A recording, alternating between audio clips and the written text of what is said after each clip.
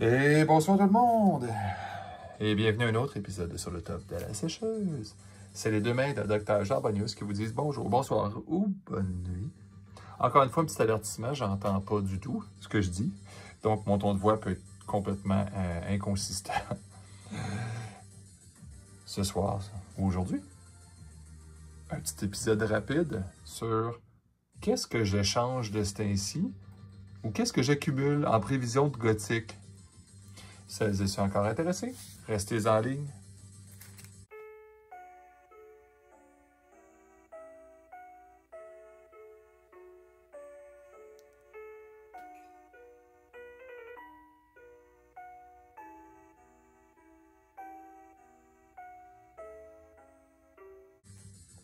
De retour!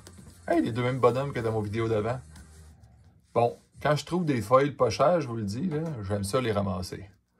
C'est tout, on n'en parle plus. On va regarder réellement qu'est-ce que je me ramasse, puis je vais vous dire un petit pourquoi.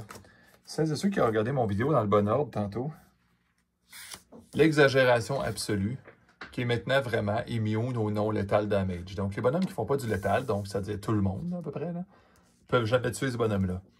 Bon, si vous avez des amis qui les aiment pas, puis que ça vous tente d'en avoir plusieurs, j'ai un drôle de feeling que c'est sûr que ça sera pas partie du deck d'Archimago, il coûte 6, mais regardez son cost. Tu sais, il y a quelqu'un qui a déjà dit récemment, un de mes très beaux amis, un excellent joueur de Sorcery, il dit de toute façon, on va tout finir avec des élémentalistes. C'est comme le bonhomme. Là. Fait que, tu sais, lui, il est comme gratuit, le très chaud. Ça fait que tu n'as plus besoin de te soucier de ça. Continuons. Des subtilités, quand je me prépare pour Gothique. Planar Gate, ben voyons, c'est un site poche. Bon, premièrement, le dessin est extrêmement beau. Félicitations, Liz Danford, là. Les minions ici peuvent traverser le Void. Ils gagnent Void Walk jusqu'à temps qu'ils sortent du Void. Imaginez la quantité de bonhommes bizarres qui vont avoir intérêt à avoir Void Walk, mais qui n'ont pas nécessairement Void Walk avec ça. Ça pourrait être intéressant. Mais étrangement, c'est pas fait pour ceux qui ont déjà Void. Hein? Vous comprenez? C'est que s'il y en a qui ont des bonnies à avoir dans le Void, mais qui ne l'ont pas, puis ça va pouvoir faire peut-être des combos exagérés, ça. Deuxième site que je suis certain que ça va être exagéré. Ça, units can move between this site and any void as if they were adjacent. OK, comment ça marche? Tu te mets ici. Parce que les gens pensent toujours de quelqu'un qui est dans le void peut revenir. Mais c'est plutôt que si ton opposant a oublié un void n'importe où de suspect, là, ça fait que lui va pouvoir partir d'ici et aller là-bas. Imaginez des unités qui ont genre juste un petit +1 de mouvement. Imaginez un Void Walk qui se passe avec... Dans Gothique, il y aurait des cartes qui donneraient comme gratuitement un petit +1 de mouvement. Là. Tu es là-dessus, tu bouges dans le Void. Avec ton +1, tu frappes l'avatar parce que malheureusement, il y avait un Void à côté. Là. OK? Ça, je parle de sites qui valent rien. Là. Quand vous achetez du bulk, c'est toujours avec ça qu'on se ramasse. Il y en a qui vont pleurer d'avoir déclaré ça bulk. Parce que contrairement à Magic, de Gatorade, oui, ils changent les règles des fois. Oui, il y a des cartes qui font que des anciennes bulk deviennent bonnes. Mais pas tant que ça. Il y a 100 000 cartes à Magic. Là on parle d'un... Bon, j'en ai encore d'autres. Là, on parle d'un jeu qu'il y a beaucoup de cartes qui ne sont pas utiles présentement, mais quand on les lit, on peut facilement deviner qu'elles le sont utiles. Une autre qui a rapport au Void. Je pense pas que ça va devenir extrêmement populaire, mais doit être toujours adjacent au Void. Hey, docteur, pourquoi je ferais ça? Ben, ça va avec mon autre argument. Je sais que le monde ne va pas se mettre en jouant fou avec ça. Là. On s'entend. Hein? Remplis 13 Void with Rubble. Mais supposons que tu joues un deck de Void. Tu joues, là, mais que ça te tuerait. Hein? Ben ça va te sauver. Okay? Parce que ça aussi, il y en a qui en auront pris en réserve. Je vous le dis d'avance, des cartes uniques, là. C'est juste une par deck. Ça ne sera pas la fin du monde, ce que ça va faire comme différence. Mais d'autres cartes uniques qu'on peut avoir pour vraiment pas cher, là. 8, 6, ça n'a jamais été un monstre très populaire. Puis le monde, il exagère un peu de ce temps-ci à cause du mot « evil », qui est « undead ». Oups! Undead, monster, puis... Oups! Bon, vous le mettrez en commentaire en dessous. Hein. Mais pas spirit. Mais il y a le mot Voidwalk.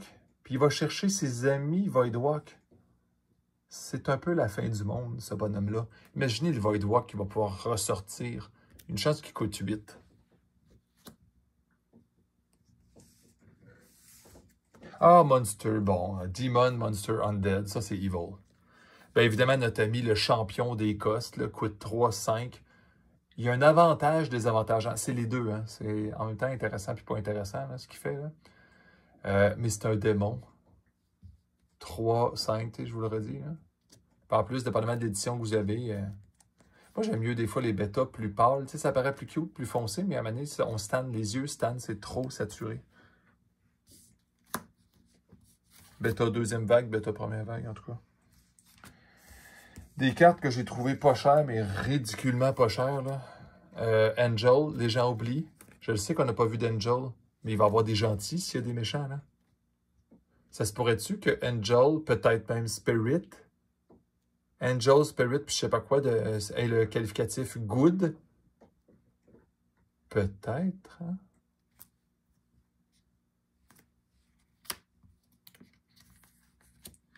Road of Tool, un classique. Ça, c'est déjà horriblement bon. C'est le jeu du succès, puis qui augmente avec Gothic. Vous allez être... Quand vous allez avoir ça dans vos decks, ah non, mais c'est parce que t'es vieux, puis ça paraît que t'as joué au début du jeu, puis t'es chanceux. Si vous en trouvez des pas chers, ramassez ça. Une qui est évidente, là, The Ninth Legion. Ben, il y a le keyword de la fin du monde, Voidwalk. Il faut qu'il soit dans le coin aussi. Y a-t-il un bonhomme que vous avez vu qui aurait avantage? Ouais. Être dans le coin? Ouais.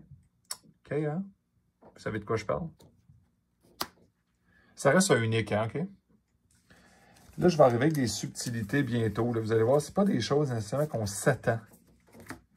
Bon, Questing Beats, je l'ai trouvé à des prix stupidement bas. Vraiment trop bas. C'est tellement puissant. Une chance, c'est unique, mais je veux dire... 5-5, Lethal Stealth, puis à la fin du tour, il peut prendre une step. J'essaierai de trouver un désavantage à ce bonhomme-là.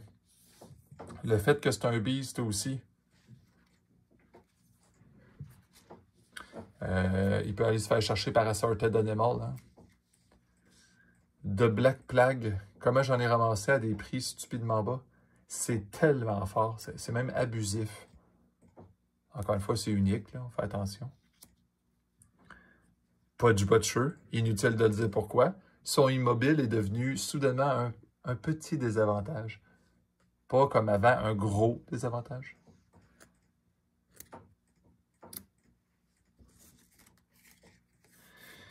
Grim Guisarme, ben tiens donc. Ouais, mais tu sais, si je fais le double, je mange le double. Fait que c'est dur. Oui, avant, c'était difficile. Fallait que tu te rendes à l'avatar ennemi. OK, t'es en stealth, t'es à côté de l'avatar, je sais pas comment ça, t'es encore vivant, puis là, tu le frappes, ça fait le double, puis l'avatar qui frappe, t'as-tu peut-être pas. Phew! Complètement essoufflé d'avoir expliqué ça. C'est pas nécessairement ça le but, maintenant. Quelqu'un veut jouer contrôle, quelqu'un met pas beaucoup de bébites, quelqu'un te laisse un bonhomme pour aucune raison libre, tu peux frapper des terrains maintenant. Ça fait le double sur les terrains. Ce qui a toujours été une plaie, cette carte-là, parce que le désavantage fonctionnait toujours. Tu mangeais toujours le double quand tu faisais le double. Mais maintenant, quand tu frappes le terrain ne te refrappe pas. Son ami, le Mask of Mayhem, ça, vous allez voir, ça rend des games complètement instables. Mais lui, là, c'est les Nearby Strikes.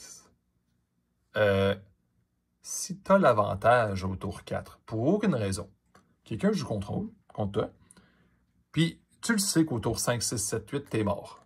Parce qu'il va tout t'avoir pété. Mais là, tu as le temps. Là, tu as le temps. Tu es au tour 4, c'est ton tour. Tu as 4 mana, puis tes monstres sont pas tout à fait morts encore. T'sais. Parce que tu as un monstre qui a coûté 1, l'autre 2, 1, puis 3, peu importe comment tu as calculé ça. Là. Imagine le dégât si l'autre n'a pas de bloqueur que tu vas faire au tour 4 avec ça. Maintenant. Ce qu'avant, ça ne marchait pas. Là. En plus, les gens ne savent pas, mais les Nearby Minions can attack, it must. Vous savez pas ce que ça fait, ça. Ceux qui n'ont jamais joué avec ça, là, t'as pas le temps de rien faire. C'est ton tour, t'es obligé. Pas l'avatar passant mignon, hein, juste pour que vous sachiez. Là. Les bonhommes sont obligés d'attaquer. Ils n'ont pas le temps de dire « Ah, mais je vais le booster. Ah, je vais faire un gigantisme. Je vais mettre un bonhomme qui a charge avant pour le sauver. » Non, il attaque. Tu peux clearer des bonhommes avec ça. Bon, je sais que ça coûte 10. Maintenant, ce genre de choses-là, c'est complètement imbécile. Là.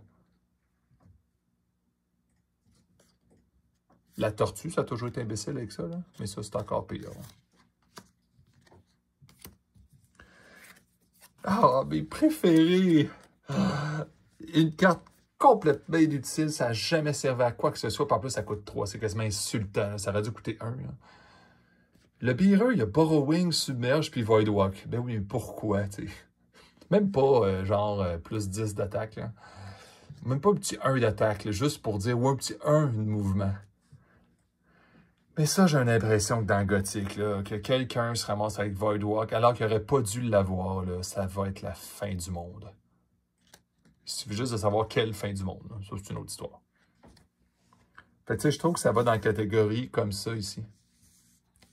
Ah, il y en a un que j'ai oublié. Attendez 2 secondes. Complètement oublié. Je m'en suis pogné une montagne de ça, parce que, ben, je m'en suis pogné. Je veux dire...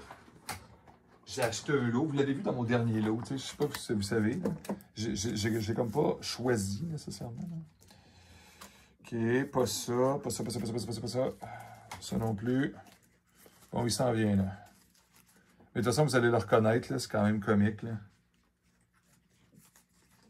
Parce que jamais personne n'a trouvé là, ce bonhomme-là bon. Là. Mais je pense que je t'avais une partie d'une collection. Je vais essayer d'en avoir le plus au monde. Un, j'adore le dessin de Drew Tucker. Ça commence bien. Fait que je me sens pas coupable d'en avoir beaucoup. Deuxièmement, ce bonhomme-là n'est pas tout à fait bon. OK? 7-6, c'est pas tout à fait le ratio qu'on aurait voulu. 6-7 aurait été plus drôle. Oui, il y a une habilité de fou, mais comment tu fais pour abuser? Il y a le keyword de la fin du monde maintenant. Fait que, si vous en trouvez qui traînent à gauche et à droite, là, pas des affaires à 5-6 piastres, là. Si vous en trouvez des pas chers, avez-vous la moindre idée comment que le monde va chercher ça? C'était juste un petit épisode aujourd'hui, juste là-dessus. Je trouve ça drôle des fois. Puis quand je dis spéculer sur les cartes, là, vous ne commencez pas à mettre gros de l'argent là-dedans et à dire « Docteur, t'as pas raison. T'as-tu vu à quel point c'est inutile? Void puis Undead font jamais rien. C'est encore l'Archimago qui est le meilleur au monde. » Ah oui, mais je vous parle d'acheter des cartes à 25 sous. Tu en achètes 4, ça fait une pièce. Là. Ou tu trades pour, peut-être pas ton Philostone, le seul que tu as. Mais un peu de cartes cute, des fois, là, vous avez des... Moi, des cartes trop boostées, là, des fois, je fais exprès. Là, si je peux en avoir 20 des moins boostés, là, je vais quasiment aimer mieux ça. Fait que j'espère que mon vidéo vous a plu. Parce que moi, ça fait du bien de parler. Fait que je vous souhaite une bonne journée, bonne soirée, puis à la prochaine.